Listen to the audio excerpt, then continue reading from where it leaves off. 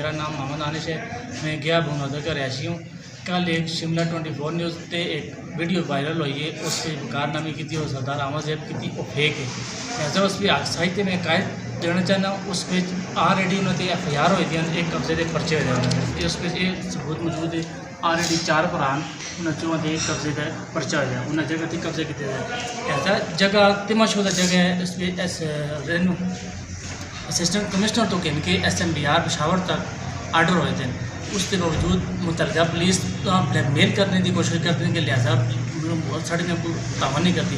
ऐसा महकमा पुलिस वही कार्रवाई करनी जी हक साहित के कायद हैं। लिहाजा उस पर ऑलरेडी उन्होंने FIR हुई थी, कब्जे के पर्चे होते उस पर 2 बंदे दिए थे बकाया नशे दें।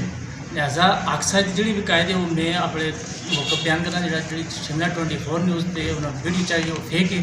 हक साहित के कायद मैं अपने बयान पेश करना, उस पर 8 सबूत मौजूद है। इस पर कागज़ तमाशुदा जगह और इस पर फार उस जगह भी उन्होंने कोई वाली वारस ना कोई है ना ही उस पर जो शामिल हो। लिहाजा में इस पर नंबर भी उन्होंने कोई उस पर नहीं वो कब्जा करो पे लिहाजा से उन्होंने कब्जा किया, हर चीज़ मेरे को सबूत मौजूद है कि लिहाजा इस पर 4 बंदे नॉमिनेट हों।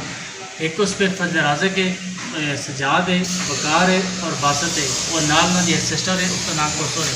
ये 5 मिल के नाल महकमा पुलिस जुलती या असी जुलने हैं, जुल के मौके पर अपनी जगह भी जुलने पूरा सा धमके देने कतल कर धमके देने मारने कुछ धमके देने लिहाजा उन्हें कब्जा किया आसान आला काम जो क्लियर तो साहित्य ये कायद है।